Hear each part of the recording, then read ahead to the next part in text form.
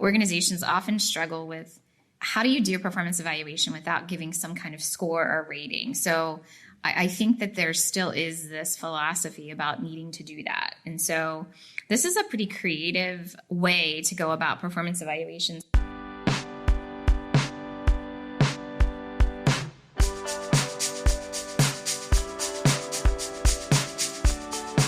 The annual performance review. The anticipation, the dread, the trying to remember what you did impressively 11 months ago. A place of judgment for both the reviewer and the reviewee that looks back and not ahead. Could there be a better way? In this episode, we're going to hear from two experts who led the creation of a new award-winning process that has everyone talking. I'm Dan Baum, and you're listening to Redefine U.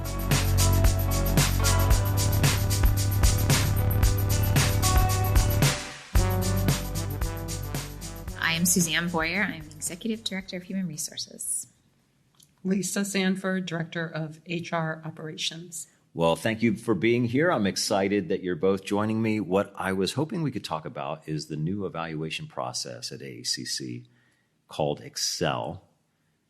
Suzanne, why don't you walk us through what exactly is that? What does the acronym stand for? What are we talking about here?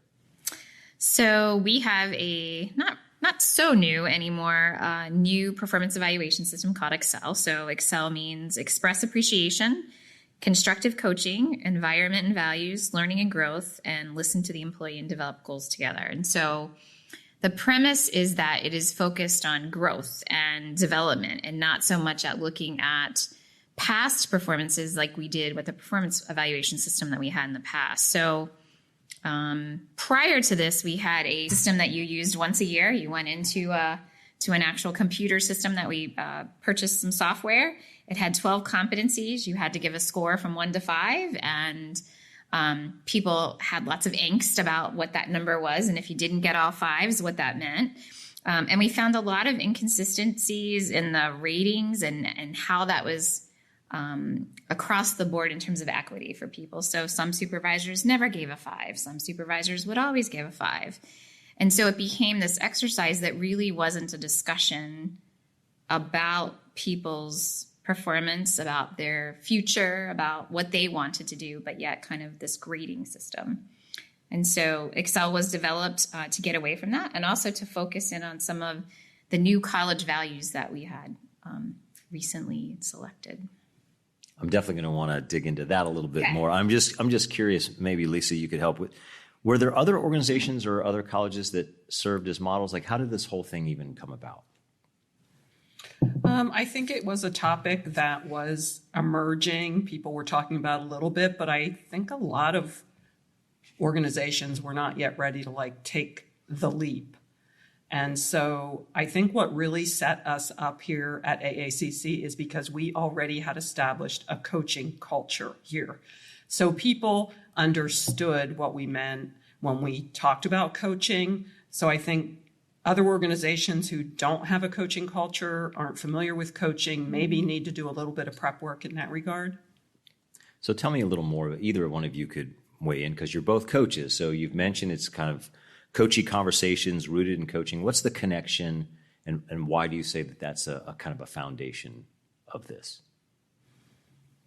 I think just because it's based on helping employees move from point A to point B in terms of their career. And to me, that's really what coaching is all about, is helping people with whatever situation they have moving from point A to point B. I think it's also more like a dialogue rather than a one directional way of conversation, that the supervisor is only giving feedback. It is very much a conversation between the employee and the supervisor, and they're focused on moving forward instead of looking at what happened in the prior year. Obviously, not everybody who's a supervisor is a coach. Mm-hmm. So how does your office, or how do you help those supervisors who maybe don't have that kind of background and it's maybe not as natural or familiar? We offered a lot of training opportunities for people to come to learn a little bit about coaching and what that would look like. To actually, we demonstrated some examples of that. And so we've continued to do that. And as the coaching culture has expanded at AACC, we have more and more coaches who I think have become very accustomed to it. But we gave people sample opening line statements, how to start a conversation, how to talk about what that employee has done that is something that you want to acknowledge. And then also how to provide constructive coaching and criticism of that person in terms of what are we going to do to make this particular issue better? The previous system, as you described it, sounds pretty traditional. Many organizations do it that way, a numbering system. You also said it created a little bit of angst because on both parties. So what's different about how the supervisor shows up and then how it goes? You said it's a dialogue. What's different about this whole process? I think supervisors have indicated it's a lot easier on them. It's not a burden to have conversations. We actually ask that supervisors have those conversations twice a year, which before it was once a year. And we would get pushback and people wouldn't want to do them because they had to sit down and fill out a form and pick this 1 to 5 and write comments. And so that was a struggle for folks. I think what often happens, and I know like what I do, is that I'll write down some thoughts ahead of time, but I don't fill out my worksheet until I have that conversation with the employee. So it really is a dialogue, and I think creates less of a burden really on the supervisor and asks for some ownership of the employee. I think some of the things that are different from a traditional annual evaluation is traditional is backwards focused, coaching is forward focused. Traditional is an annual evaluation. Coaching is continuous feedback and dialogue. And traditional is formal, and coaching is just a little bit more relaxed. I can't help but sense there's also judgment in there. The traditional is giving a score, is in some way you're passing some judgment. Is there any element of that, or because it is a supervisor or supervisee relationship, is there any element of that, or is it really focused, as you said, on the growth? I think it's really just focused on the growth. We have other tools that we can use if someone really is struggling and needs to be more formally evaluated and set up a plan for improvement. So I think I'd like to stick with just being, a coaching conversation and taking the formality of any scores or judgment out of it. Kind of makes me think at the AACC, we have this mastery project on the learning side, which is focused on the learning and not so much on the grading. And it takes a lot of pressure off of both the instructor and the student, really just focus on them. It kind of feels a little bit like that. You mentioned, Suzanne, values in there, and that values is a big component. Tell me how that's a part of the Excel and what that connection is to our college values. What's that all about? So after actually the three of us were a part of the coaching program in 2016, we embarked on this idea of creating a set of college values that had not existed in the past. And so I remember that day going through all these cards. You guys probably all remember that day too as well, where at convocation we asked people to put words that they thought might be a value. And we ended up with 1,500 cards, sat in a room. I'm laughing thinking about us separating those things. I think we have a fast forward video of that experience, but we were able to land with, I think there were 20 categories at the end, and we wanted to try to get those narrowed down to 5. And so we continued that dialogue, had focus groups, talked with people, but came up with these college values within the college, and they've been heavily embraced. I think most people can quote them. They were easy. The language that was used was really good. And so in the actual Excel conversation, it asks you to talk with the employee about what value they might be doing exceptionally well with, maybe some examples of where they live out that value, and maybe a value that is a little more tough for them. So maybe the employee is struggling with positivity, that every day it's a little bit difficult because of whatever might happen. It could be technology issues. It could be their struggle with a coworker. It could be lots of things. And so we ask the supervisor and the employee to have a conversation specifically about at least one of the college values so that continues to live throughout the document. I'm also smiling and laughing because when you said we, that was you and I. So it's full disclosure. Yeah. Full disclosure, the three of us went through the pilot. At that time was a pilot of the coaching program. It's really blossomed since then, but we were among the first to do it. And then you and I took on the lead to facilitate this process at convocation. We went old school, like you said. We used actual cards, 1,500 or more of those, and a whole army of people to help us sort through them. And then we held focus groups and a lot of dialogue and resulted in those values. So now that this has been in place, you said it's not that new. What's been the response? What are you hearing? You alluded to a little bit. What are you hearing from supervisors and the people they supervise? I think we're hearing a lot of positive statements about it. Supervisors love it so much more because it's easier. It's more of a conversation. There's not as much anxiety around it for both the supervisor and the employee. One of the things that struck me when we got the feedback after the pilot program, especially, was from employees. And they said their favorite part of the new process was that their supervisor actually started off the conversation by expressing appreciation for something. So that little thing, I think, really went a long way to set the stage. Yeah, that just kicks it off. It starts off with that appreciation. So I'm curious about the original expectations. How has this matched up? Now that you've gotten that feedback, it's been in place for how does that match up with your original expectations? What challenges did you anticipate and how have you handled those? That's a good question. Originally, we talked about doing this every 90 days, and we found that supervisors, I think, and employees, it might have been just a little too much. And so that was a piece of feedback, and we said, let's go back to doing this twice a year. We think twice a year is enough. I also have found, even though we're saying do it twice a year, there's a lot more conversation that is more coach-like coming from supervisors, even though it's not required anymore, that's happening kind of naturally. So that was one thing that we changed. We also have included conversations around like community service or community meeting the college. There was questions about, hey, I'm participating in all these committees. I'd like to have some acknowledgement around that. And we didn't have a place for that. And so we included that as well. We've also included things around the DEIA training and making sure that folks are participating in what that looks like. What are you doing to reach those DEIA goals? So I think overall, it's really met our expectations. We continue to look at it to see if there's places that we can improve, but the feedback we get about it, gosh, from every level of employee, from a groundskeeper to the president, are very happy with what it looks like today. Yeah, that's awesome.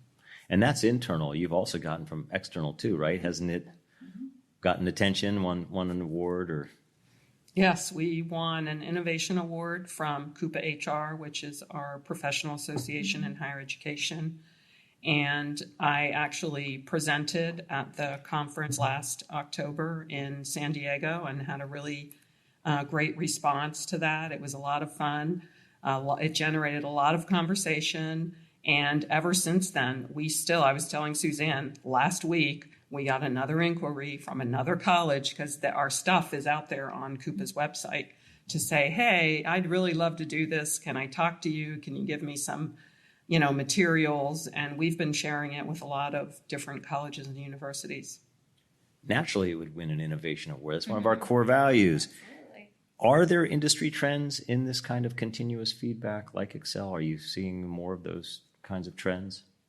I think there are some. I think that organizations often struggle with how do you do a performance evaluation without giving some kind of score or rating. So I think that there still is this philosophy about needing to do that. And so this is a pretty creative way to go about performance evaluation. So I think it is catching on more. I suspect higher ed is going to be the leader in that.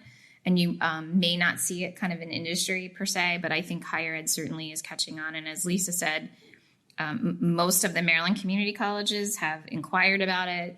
And then we've got people from all over the world, all over the country who are asking questions and wanting to look at it. But as you mentioned initially, I think it really is focused back on this coaching culture that we have at AACC that I don't know that other institutions have. I also think what gets in the way of some organizations being able to do this is something that we kind of kicked to the curb a long time ago, and that's trying to figure out how to pay for performance. And I think at the college, we stopped doing that many years ago because it doesn't work. It's not equitable. It's not consistent and fair. And I have the outlook that you should reward everyone equitably who is contributing to the organization and not grade them and try to do just very small increments of, somebody might get as small as $200 more than another person in their annual increase. And it means nothing in terms of money, but yet it means everything in terms of they feel slighted that they did not get, what they were due. So I feel like our compensation program goes hand in hand with this to make it work. So how does that work? So I can imagine, particularly if you're presenting to a room of HR professionals and you're talking to other organizations, when that traditionally has been so tied, reward, advancement, how do we handle that here, and how is that now distinct from this process? Well, our compensation program is really just based on really traditional kind of legitimate factors, but it's based on, your credentials and your related experience that you have to the job. And we try to compensate people equitably based on those factors. And people who are like below the market rate for a position get a little bit higher of an increase until they hit that market rate. People who are above the market rate might get a little bit lower, but that keeps everything in check. And it rewards everyone who's contributing to the organization. How are you helping those who find the new system challenging? I just explained to them the inequities, and they all know. Like, we all know that supervisors are very different in terms of how they rate people. I mean, Suzanne said earlier, some people will say, I will never, ever give a 5 because nobody's a 5. Other managers want to give their people 5s. So it's never, if you have a conversation like that, people understand it's never going to be equitable. Yeah, it's very subjective. I think we try to be really transparent too with the process with our compensation system.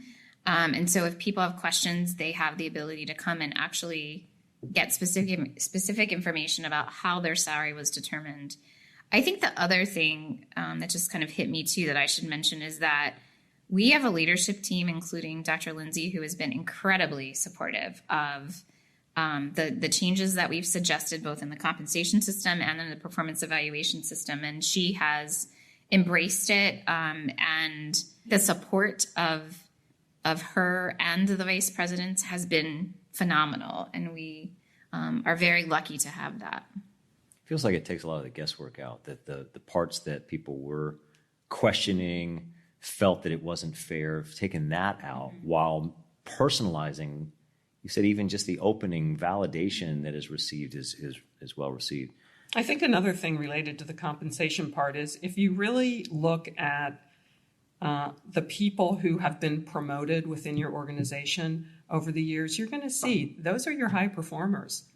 They're increasing their salary on their own by going for, better opportunities within the organization.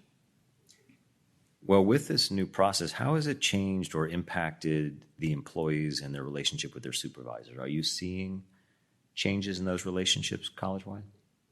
I think they're definitely more positive. There's a defined time for conversations that may not have happened in the past. We do try to keep track of those evaluations that they're coming in to make sure that they're occurring, and then remind supervisors if they need a little nudge. And we really have very good completion rates. And so I think employees are feeling much more appreciated and valued, and have only really given us positive feedback. So for an organization that would like to do this, you're already being approached by some. So what are you advising them? The first thing I advise people is to do it as a pilot program. I've learned that in a lot of new things you want to roll out. It takes the pressure and anxiety out of it because it lets people know, like, oh, this is just a test. This isn't a real change that's going to happen. And we're going to be able to give feedback about it at the end of the pilot period. So I really encourage people to do it as a pilot, whether it's a college-wide pilot or you want to start it with maybe just one department or one school and then roll it out. I just think that it helps people to be less anxious about the change. And because we're talking about innovation, it makes me think about changes that are just changes in the workplace already. I don't know how to refer to the before time. I'm going to say BC. Before COVID, BC, we had a certain level of social interaction at work. We were all together. And then we had a certain period of isolation. And now we have this hybrid environment, which is both the working environment and here at the college, the learning environment is also hybrid. How is the shift impacting employees as you see them? I'm just curious what you feel has either been lost or gained. What changes have you seen? That's a good question. I think that in general, the employee base has become much more adaptable, and certainly our technology skills have increased. I remember the early days where couldn't even figure out how to get on a Zoom, much less change your background.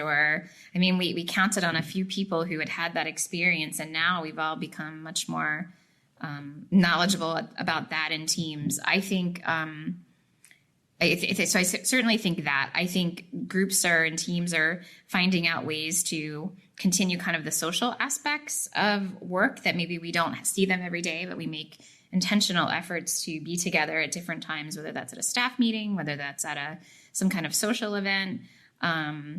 I actually think in some ways we're much more available. People use Teams chat. We can quickly find out the answer to a question. I could be sitting with Lisa doing a meeting and be chatting with somebody else on the team to ask a question that normally I would have written down and then gone back and figured out and then emailed that person. So I think in that, communication has gotten so much better. But I think it's important to remember that, hybrid, all remote or all in person doesn't necessarily work for everyone. And each of us have kind of this flexibility. We're really lucky at the college has a telework and an alternative work schedule policy. And what may work for one may not work for another. And so we all kind of have to continue to figure out what that dynamic's going to look like for us as a team. So it sounds like a lot of gains here at AACC. How about just the needs of employees today, given that we have shifted the way we work? What are the needs and how is your office working to meet those needs?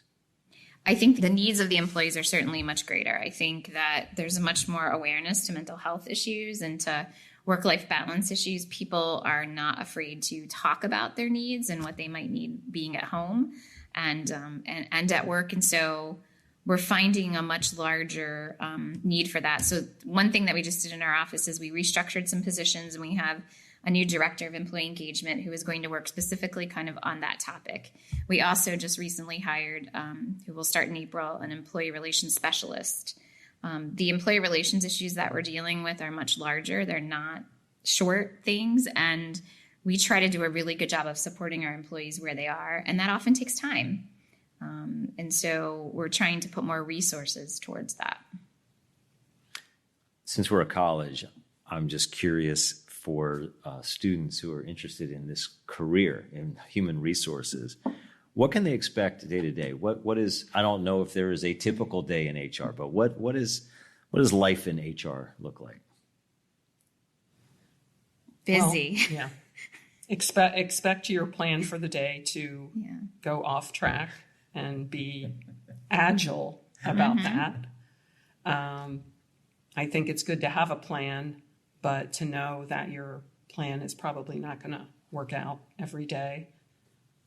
I think, and a really important thing for HR professionals is that you have to have a plan to take care of yourself, because many of the issues that you work with in HR can be very draining emotionally. And, it's just like you have to take care of yourself before you're going to be able to be there for others. So I think, having a plan in place for self-care is very important.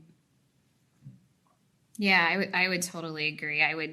We're somewhat of a service to the employees at the college. So you never know what the day is going to bring. So you may need to provide a service, and your plan might have been to do something else, but that's what you're going to do today. And so I think Lisa's point about figuring out how to take care of yourself, and as a team, as an HR team, kind of taking care of each other, and then finding those resources that are a support to you.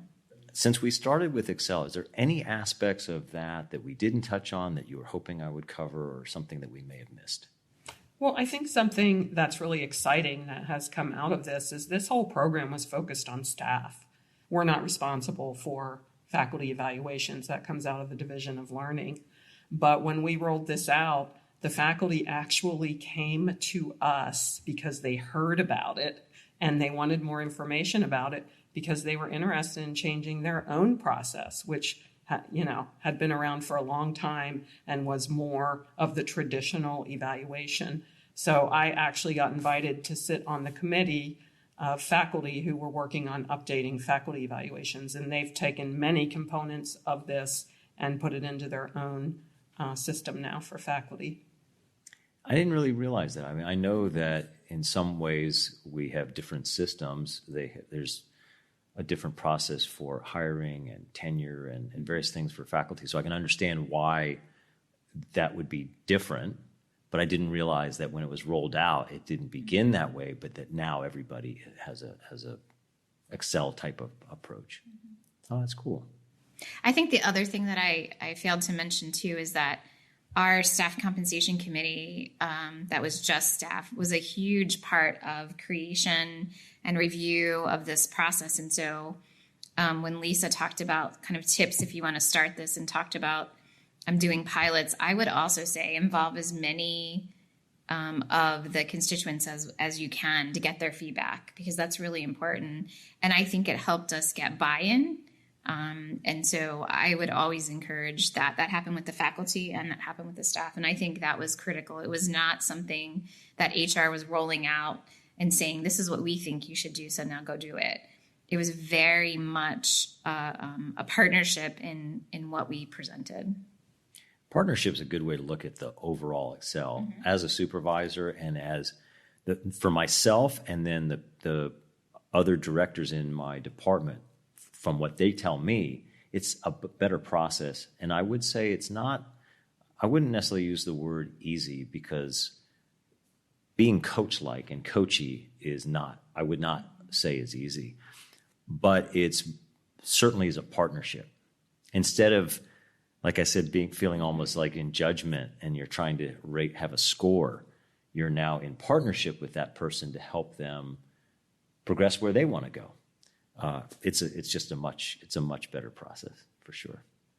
We're really happy to have had the opportunity to partner with the college community to be able to implement it. Cool. And I have to say that our college, I'm just going to give more kudos to the leadership of the college, is so open to trying new things like this. Whereas a lot of colleges and universities, I've worked at a few others, it takes a lot to even just get permission to try a pilot program. And our leadership here really supports that kind of thing. Hey, values of innovation and creativity, opportunity, community and relationships. We pack it all in. Well, speaking of, I want to just express my gratitude to both of you for not only being here, but for working with you, because I get enormous support from both of you. And I know our team feels enormous support from the two of you and from HR as a whole. So I just want to thank you for that. We get the same from you also. Thank you.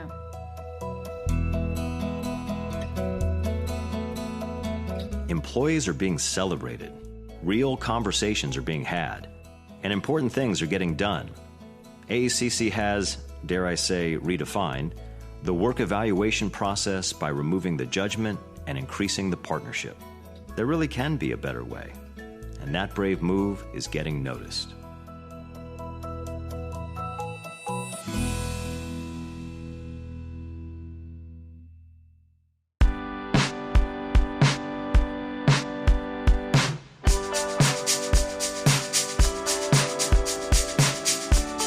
Redefine U is a production of Arundel Community College.